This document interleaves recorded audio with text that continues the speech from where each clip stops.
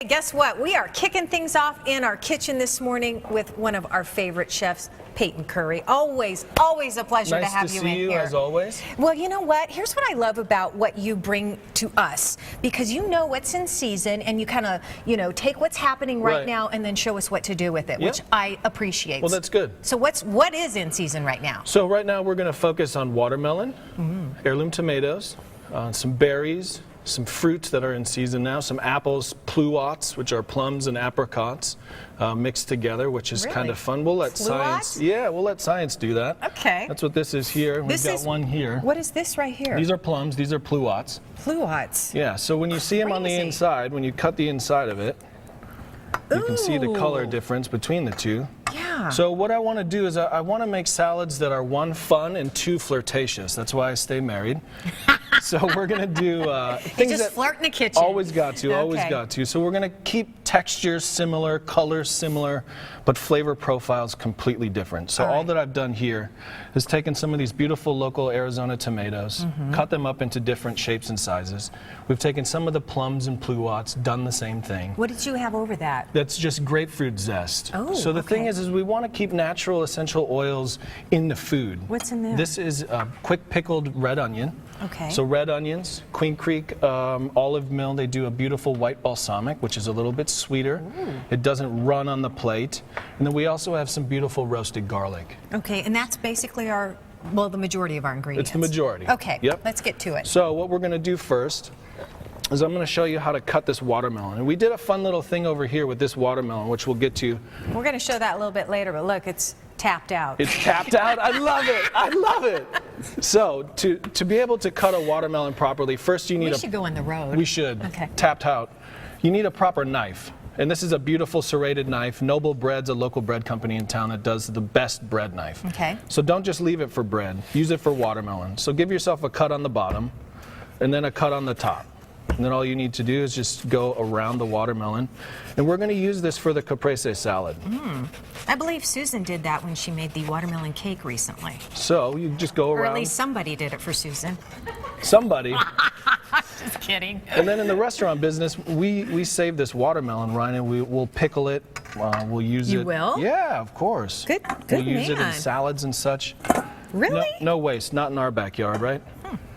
Okay. So now we'll just cut this into little wedges and then into perfect little squares. That's a beautiful watermelon. It is nice. We need to do a whole other segment on how to just know watermelon. If it's right. Yeah. Yeah. Well, the way you can tell it, of course, is the density of the watermelon, but it's the dark color difference from dark to light is how you tell the sweetness. See well, that's where it lies on the ground. Right. And then here, these striations here, the darker and the lighter, the most difference of the colors. Contrast. Thank you. I was digging for that word. Okay. The better, the sweeter the watermelon will be. Oh, good to know. Right. Good to know. Thanks for that. We've got nice little chunks of watermelon. We're going to dump this into a bowl.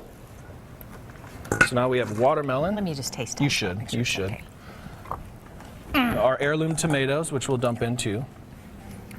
And those had what else on them? It's just grapefruit zest, salt. We're using a nice, beautiful white truffle salt.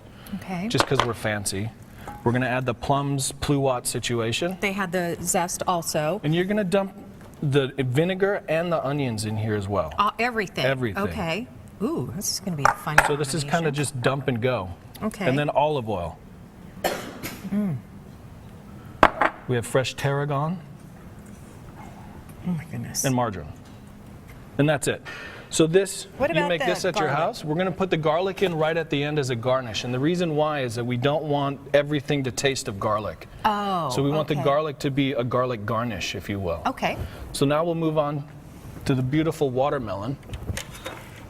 So we've cored it out, as you can see. We made a flat bottom, cored out the inside, and then we put a keg tap on it. And the reason why is inside this we have the meat of the watermelon, some mint, and then sparkling soda, or sparkling water. And this is, At home, if you want to keep mom happy, the wife happy, you're going to use gin, you're going to use rum, you're going to use vodka. Gotcha. So now we turn this on. I only have about 30 seconds left. Perfect. I can do a lot in 30 seconds. All right. So we'll let this spin. It's coming out. It's juicy. And now we'll shut it off. So at home, this will be a perfect puree. Okay. And there's no brand in there, of course. And then you'll dump it in like so. So you can fill this full of ice. You don't need to garnish with the blade. Fill it full of ice and rum. And you have a partay. And then you have a partay. And a watermelon. And a mess on your countertop. That's okay. But at home, you're not messy like I am. I can't wait. Okay, so we're going to let that sit. Let it go. I want to try it in a little bit. We're going to tap it, see how that goes. See how that goes. You're going to We'll plate plate that this. for us when we come back? Yes, ma'am. All right. All right. So what else are you making in the next segment? Next segment, we're doing vegan burgers. Vegan burgers. And we're doing a zucchini and squash salad. All right.